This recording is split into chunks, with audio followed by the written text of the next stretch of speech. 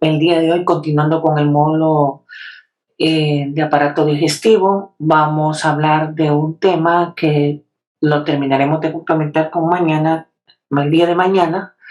Hoy hablaremos de la serie gastroduodenal, algunos parámetros generales. Mañana complementaremos con otros datos más específicos. La serie gastroduodenal es un estudio fluoroscópico cuyo objetivo es valorar tanto el estómago como la primera porción del intestino delgado. Su función primordial es encontrar lesiones gástricas en su mayoría, como ser gastritis, úlceras, tumoraciones. En duodeno normalmente y frecuentemente encontramos ulceraciones duodenales. La clínica de ambas patologías es un poco diferente. Normalmente en un paciente con enfermedad gástrica, el paciente presenta dolor inmediatamente después de comer, mientras que en pacientes con alteración duodenal, el dolor se manifiesta más o menos una hora después de ingesta de alimentos. Entonces, es importante la diferenciación. Y es importante ¿por qué? Porque hacer un estudio gastroduodenal implica realizar una serie de proyecciones.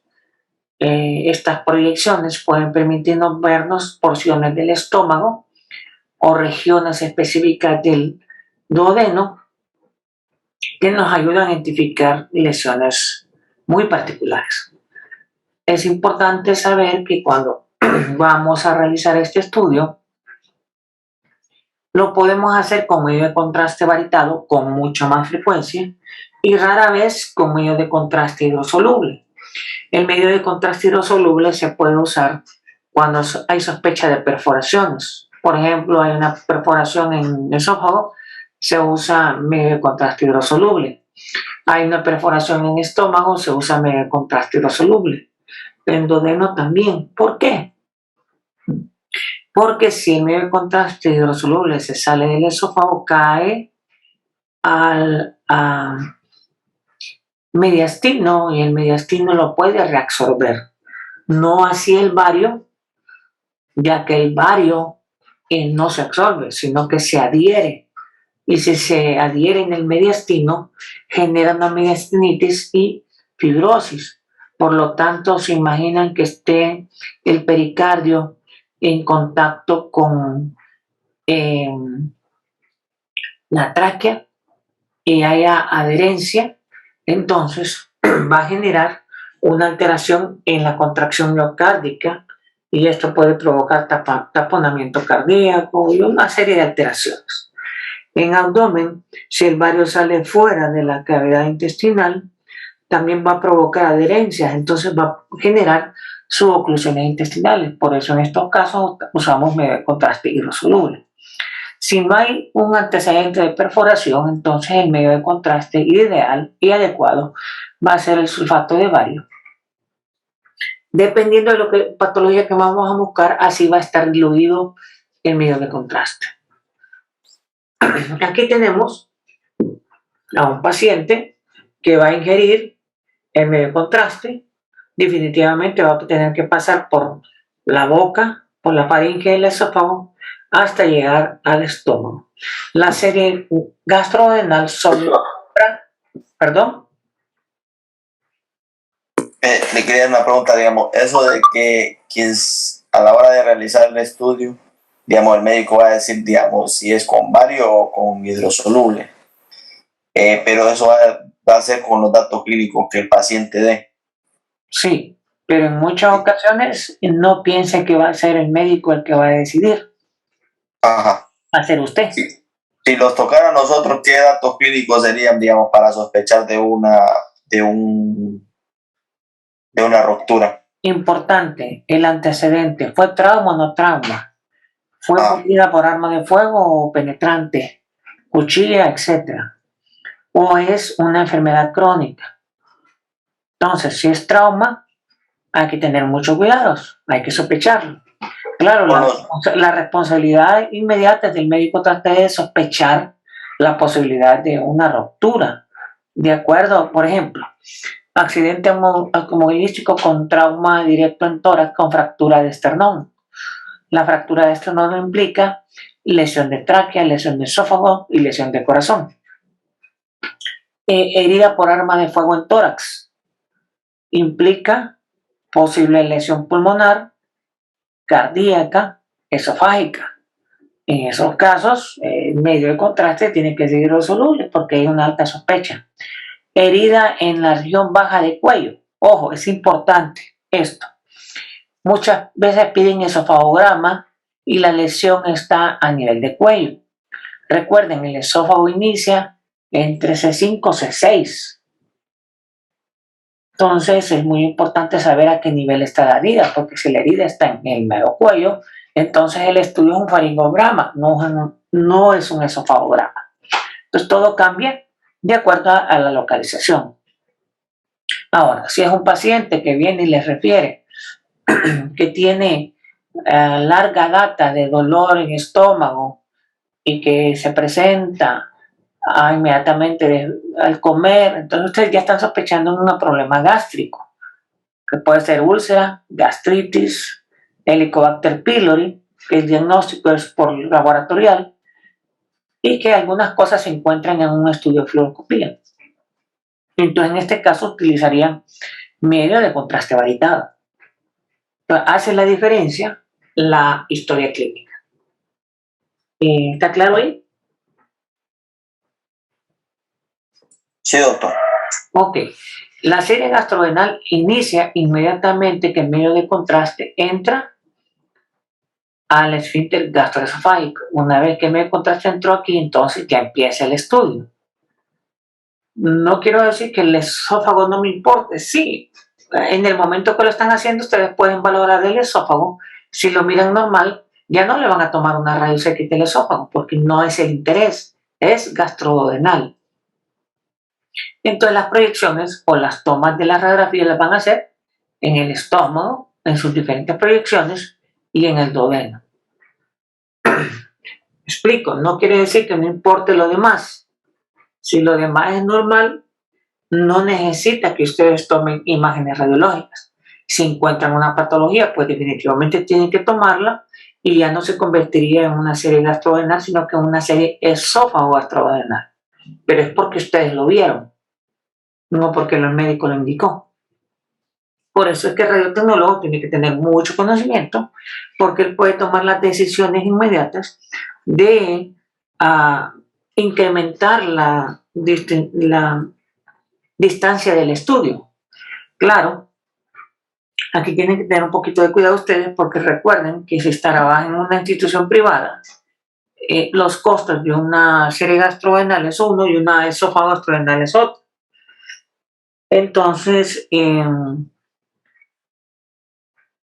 como recomendación, graben, si están en un equipo de fluoroscopía, pueden graben la imagen que ustedes ven en el esófago,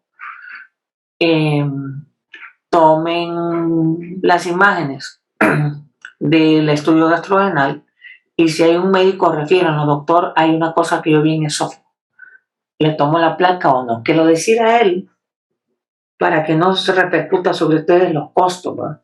Porque a veces hay lugares que no hay problema, pero hay lugares que sí. Ajá, ¿y por qué le tomaste la proyección del esófago? Porque tenía esto. Bueno, pero esa placa no estaba.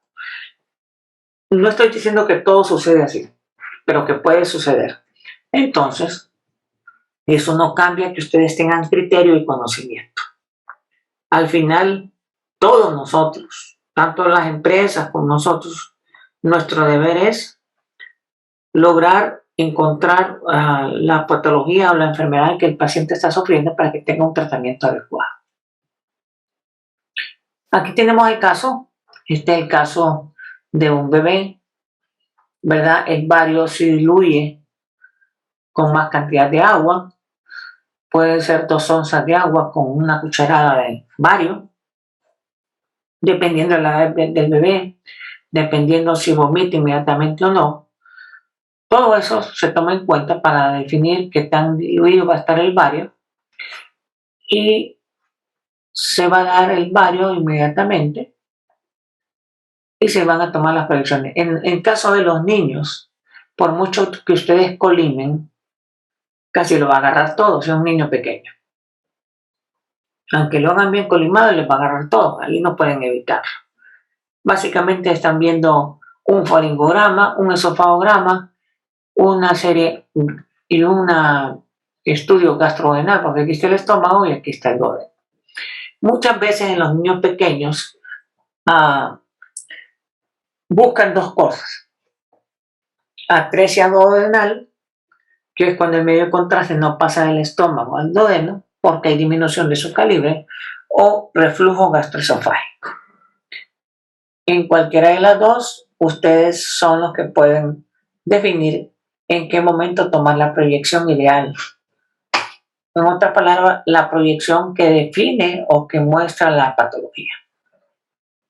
En este caso, este bebé está tomando el medio contraste, por peristalsis está bajando el estómago, está pasando el duodeno, y está tomando una proyección ideal que valora todo hasta el duodeno. Hay paso al duodeno.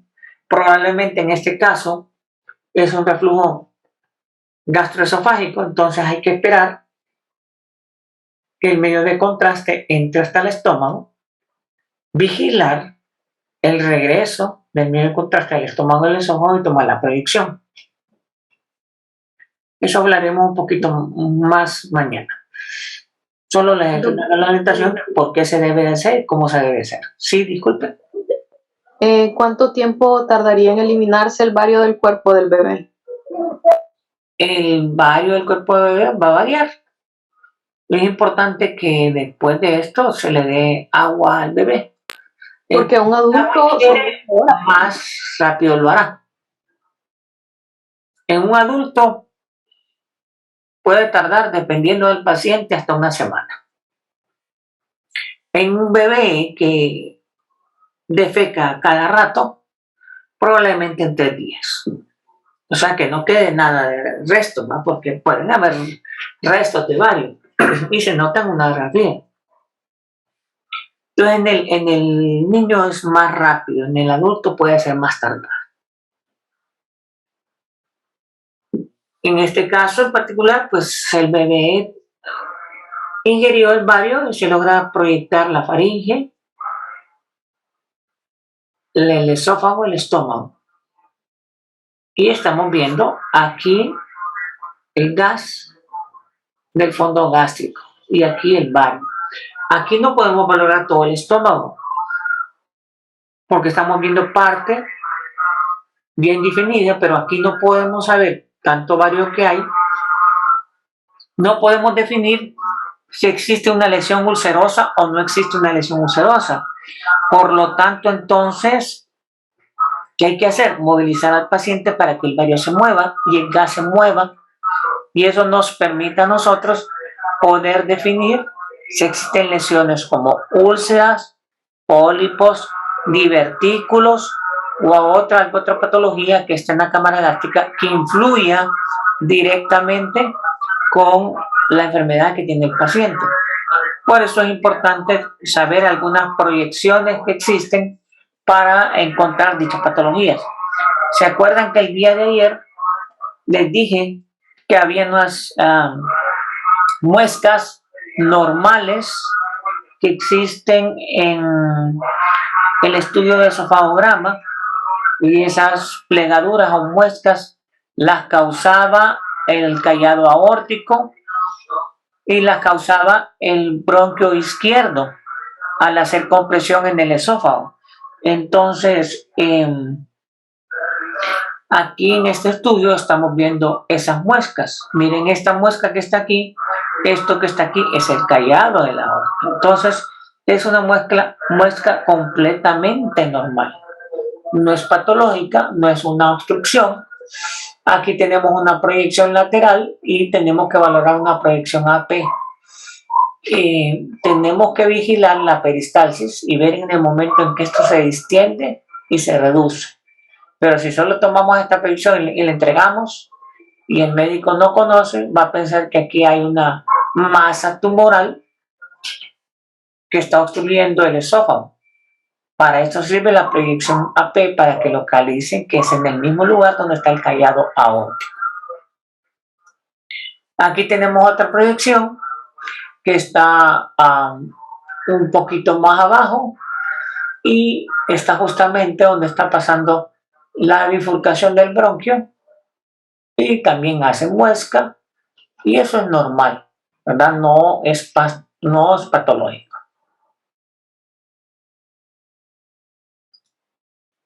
Aquí tenemos una cámara gástrica. Es importante que en esta cámara gástrica, cuando uno quiere valorar lesiones de la mucosa, tiene que ser con doble medio de contraste. Porque si no es así, entonces aquí estamos valorando el estómago con doble medio de contraste, igual que en el antro, pero lo que es el cuerpo, la curvatura mayor y menor, no son valorables. No pueden identificar si existe una lesión o no. ¿Por qué? Porque no hay mucosograma, mientras que aquí sí hay mucosograma. Aquí puedo identificar que hay engrosamiento de los pliegues. Puedo sospechar que hay un problema gástrico asociado, pero no lo puedo determinar adecuadamente. Por eso necesito a este paciente cambiarlo en posiciones. Puede ser una posición AP, puede ser una posición lateral, puede ser una posición oblicua anterior izquierda, oblicua anterior derecha, oblicua posterior izquierda, oblicua posterior derecha. O sea, pueden cambiar y al cambiar estas posiciones podemos identificar lesiones específicas. Entonces es importante recordar que hay que hacer movimientos particulares en nuestros pacientes para encontrar una lesión específica. Algunos pacientes deben tomar además cristales de bicarbonato. Hoy por hoy, la mayoría de los estudios, cuando se da en los bebés, se da el frasquito o el pepe, ya los frascos traen una solución que provoca efervescencia y esa efervescencia provoca cristales de gas. Si no fuera así, también se puede mezclar el bario con una media tableta de Alka-Seltzer o un cuarto de tableta de Alka-Seltzer o de Salandrius, polvito de Salandrius, que provocan efervescencia. También en otras partes usan un poquito spray para mezclarlo y permitir que forme gas y ese gas al ser ingerido se acumula en la cámara gástrica y nos permite ver un mucosograma, como en este caso. Aquí están viendo un estómago que no se logra ver completamente. Aquí vemos otro estómago expandido que ha sido lleno de gas con bario y miren, logran ver los pliegues y logran ver la mucosa. ¿Y que están viendo? Los pliegues de la curvatura mayor y los pliegues de la curvatura menor. Normalmente los pliegues de la curvatura menor tienen que ser delgados, como estos, y los de la curvatura mayor tienen que ser gruesos. Si fueran gruesos aquí estaríamos hablando de un problema de gastritis. Aquí lo que es la burbuja gástrica se perdió porque el gas se desplazó a este lugar, pero es por cambio de posicionamiento del paciente. Ustedes se fijan aquí, el antro era más visible, aquí no es visible, es por cambio de posicionamiento del paciente. Y esas son las proyecciones que vamos a ver en una proyección de serie gastrorenal, que son múltiples. Mañana vamos a hablar un poquito más de ellas. Pero sí es importante que recuerden eso. El tiempo total requerido para completar la prueba puede llegar hasta 2 horas, dependiendo del paciente, dependiendo de la patología que tenga el paciente, dependiendo de la cooperación del paciente. Hay en el caso de niños que puede durar 15 minutos el estudio y se acabó, pero hay otros pacientes que pueden tardar más. Rara vez en realidad se llega hasta 2 horas. Lo más es 1 hora máximo que se tarda en un estudio de estos. Ahora, ¿dónde es que se va a tardar más? Pues ya cuando hablemos de tránsito intestinal ya es otro procedimiento y ahí sí Estamos hablando de que pueden ser hasta 3, 4, 5, 6 horas. Aquí tenemos un paciente en el cual se está valorando el paso del medio contraste en todo el esófago para valorar la unión gastroesofágica. Recuerden, si el estudio es gastrodenal, nos vamos a enfocar en estómago y duodeno, pero no quiere decir con eso que no vamos a ver el paso de ese medio contraste del esófago, porque muchas veces, o sea, en la práctica van a ver que les están pidiendo este estudio, pero en realidad la patología está aquí. ¿Por qué? Porque no pudieron diagnosticarla adecuadamente, no tienen todo el contexto clínico ideal y tienden a equivocarse. En medicina es importante tener toda una información para evitar los errores de diagnóstico. Aquí tenemos otro paciente en el cual ustedes ven que se vio el paso del medio contraste en la faringe y está entrando al esófago. Entonces, aquí ayer vimos que la faringe se valoraba en proyección AP y lateral. Aquí tenemos un pequeño estudio que refleja algo de eso. Ahí tienen el estómago, no está tan distendido, tiene un poco de bario y gas. Aquí, si ustedes se fijan, miren que cambió la forma, pero es que cambió la posición en que está el paciente. Antes la burbuja se miraba a la izquierda, ahora se mira a la derecha. No tiene mucho medio de contraste.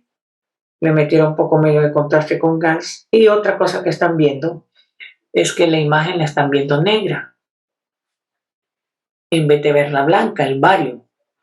Es porque están usando un aparato digital y lo que hicieron es inversión de color.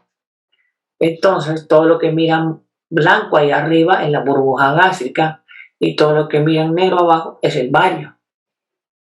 ¿Por qué lo hicieron así? El médico prefirió hacerlo en esa forma, tal vez porque miraba mejor o consideró que era mejor. Pero ahí, si ustedes se fijan, ahora el estómago se está extendiendo, están moviendo al paciente de posición para poder ver mejor la curvatura menor y mayor. Y ya pueden ver, básicamente estaban viendo parte de un mucosograma. Aquí están viendo desde la parte de faringe, están viendo el esófago, el paso, están logrando ver, miren ahí están las plegaduras, pero se expanden, miren cómo se expandió ahí. Eso es lo que tenemos que verificar y averiguar. Ahora miren, está pasando el medio contraste desde el esófago hasta el estómago. Eso es lo que hay que ver ahí, si baja adecuadamente ese bario y si después no se regresa. Cuando ya está completamente limpio el esófago, sin medio de contraste, y ya revisamos que no hay medio de contraste, podemos quedarnos en ese punto y esperar a ver si aparece el reflujo gastroesofágico. Normalmente, si es un niño, le preguntamos a la mamá, ¿y cuánto después de ingerir vomita? Si la mamá me dice, 5 minutos después empieza a vomitar, entonces quiere decir que yo espero que él tenga un reflujo gastroesofágico a los 5 minutos. Eso implica que no voy a tener el equipo de fluoroscopía encendido a los 5 minutos, sino que miro al minuto, no miro nada, paro, vuelvo a ver al siguiente minuto, miro normal, tercer minuto, ya cuando estemos en 4 minutos y medio tenemos que estar en alarma entonces y poner la fluoro y tener un poquito más de tiempo para ver si logramos ver ese reflujo. Si no lo vemos, apagamos, esperamos unos 15 segundos, volvemos, o si inmediatamente vemos que el niño le sale por la boca, ponemos la proyección y estaremos evidenciando el reflujo gastroesofágico. Y tomamos la imagen o capturamos la imagen para tomarla en una placa porque es la diagnóstica. Y es lo que necesita su médico tratante. Aquí tenemos un estómago lleno de bario. Ustedes se fijan, aquí ya se está viendo el duodeno, en esta parte de aquí, y la cámara gástrica. Y nuevamente el paciente con un faringoesofagograma, siempre con el trayecto del esófago. A veces se requiere estar dando más cantidad de bario de la requerida para tener un estudio ideal y adecuado.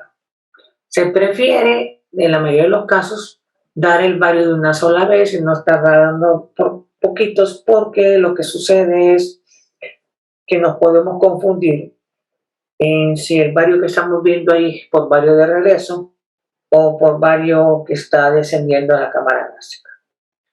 Y esos errores diagnósticos a veces son importantes porque implica un tratamiento.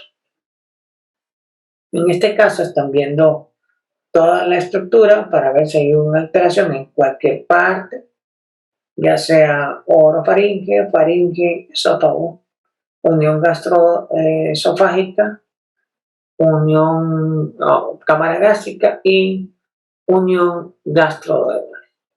Eso va a depender de lo que ustedes andan buscando. Aquí en este caso, pues es un estudio que se están haciendo prácticamente completo. Están enfocándose mucho en el esófago. Y están viendo la cámara gástrica de un estómago un poco caído. Eso se le llama estómago tóxico. Tóxico es que se cayó en la posición. Y eso ocurre por la edad o por ciertas enfermedades o por la estructura física del paciente. Miraremos eso mañana más detenidamente. Entonces es importante que en este caso, miren, están haciendo proyecciones de diferentes ángulos, viendo esa entrada. Aquí están fijándose si hay regreso de ese montón de bario que está en el estómago hacia el duodeno. Aunque si ustedes se fijan, aquí abajo ya estaba el intestino delgado pintándose y quiere decir que hay buen paso hacia el duodeno. Esto es la parte del píloro y la primera porción duodenal. Su enfoque aquí es la unión gastroesofágica para ver si no hay reflujo. Doctor, ¿Perdón? una pregunta. Mire, respecto a lo del estómago, ¿qué pasa cuando la comida no pasa, digamos, del estómago, se queda en el estómago como bastante tiempo almacenada? Porque lo habitual es, digamos, para que usted esté nuevamente en ayunas son 6 horas que ya no tenga nada en el estómago nuevamente, ¿verdad? Es que a mí me pasó en lo personal hace poco que tenía como algunas 16 horas y pensé yo que no tenía nada de comida en el estómago y vomité. Y la comida que había comido desde 16 horas todavía la tenía en el estómago. Bueno, entonces ahí definitivamente hay un trastorno en su digestión. Porque normalmente el estómago, después de 2 horas, evacúa todo lo que tiene en la cavidad gástrica. Eso es lo que ocurre normalmente. Ese es el mecanismo de la digestión. Recuerde que en el estómago, cuando hablamos de anatomía, el estómago es una mezcladora. Mezcla los alimentos con los ácidos gástricos y con la saliva que ya lleva ese alimento y la fragmenta, pero al mismo tiempo lo mueve como una mezcla. Esa mezcla en 2 horas se está expulsando del estómago hacia el duodeno. Cuando la comida está en duodeno todavía, puede usted vomitarla.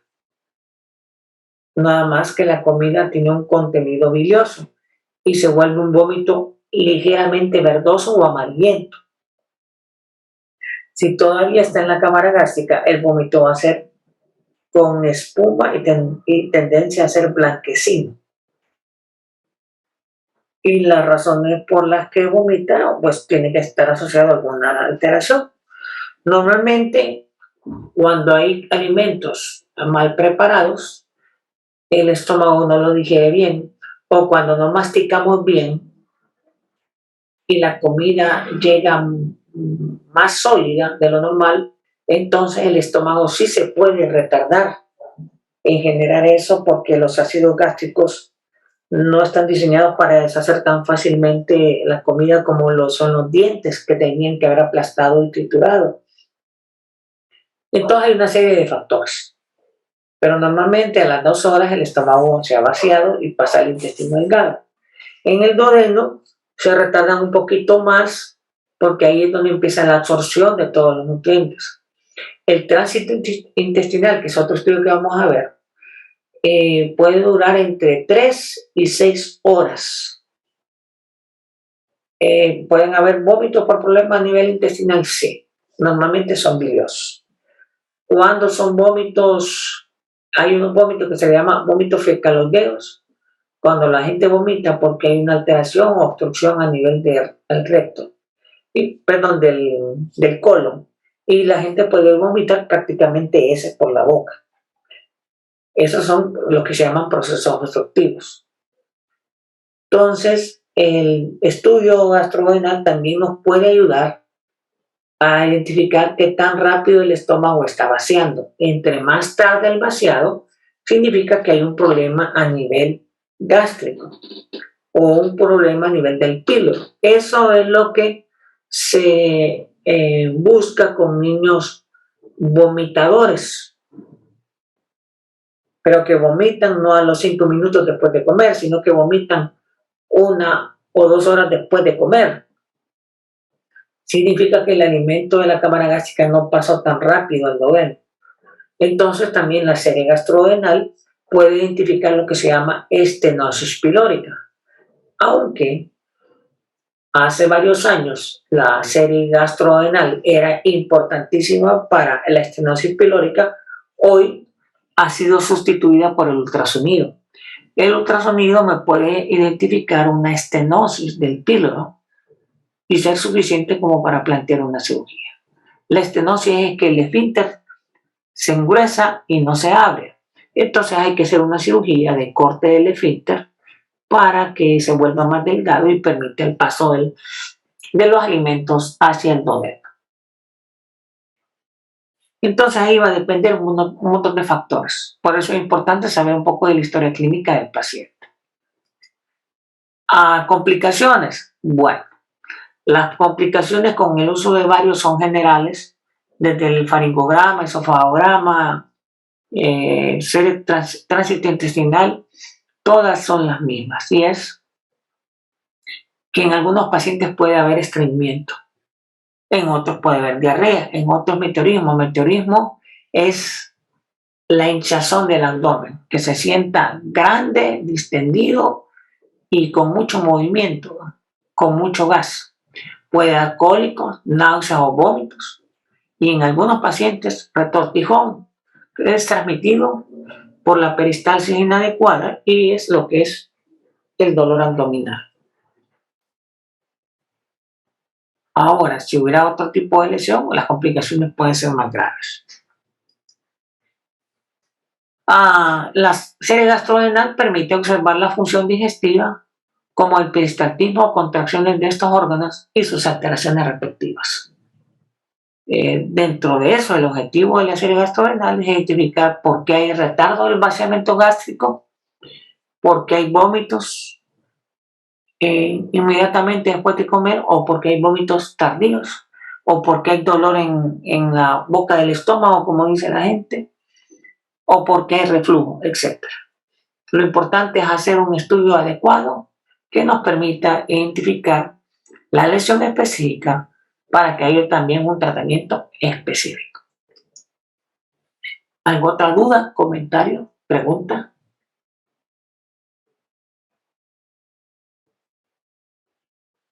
El examen también nos puede servir para diagnosticar un cáncer, digamos, para observar el grosor de las paredes del estómago. Sí, en una serie gastrodental se puede hasta identificar la localización exacta de un tumor y más o menos el tipo de tumor, sea un adenocarcinoma, un carcinoma polipoideo, por la forma o la figura que agarra el defecto urinario. En realidad lo que nosotros vemos no es el tumor en sí mismo, sino que es un defecto urinario. O sea, una área donde no se pinta con el bario porque hay un tumor. Doctor, lo que es también una gastritis la podríamos detectar, digamos, por...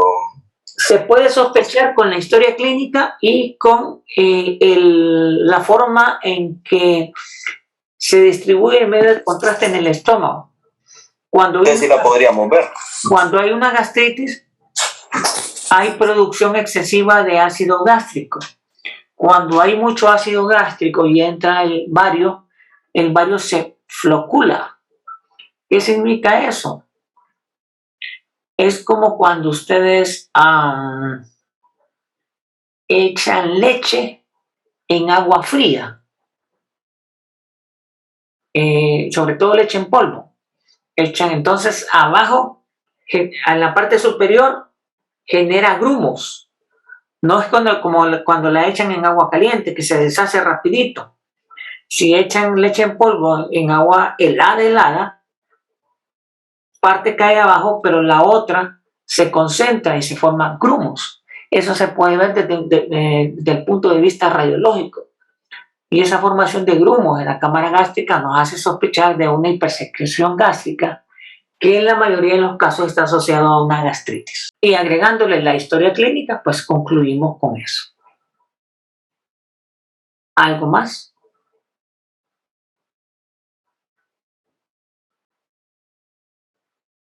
¿No la hay? No. Bueno, si no hay más preguntas, entonces estudien las clases, analicen, si no tienen dudas hoy, las tendrán mañana, si no también me las pueden escribir y nos estaremos viendo el día de mañana, si Dios lo permite, para continuar con algunos puntos más profundos de este tema. Que pasen una feliz tarde. Gracias, doctor. Gracias, doctor. Gracias, doctor. Igual feliz tarde. Gracias. Gracias, doctor.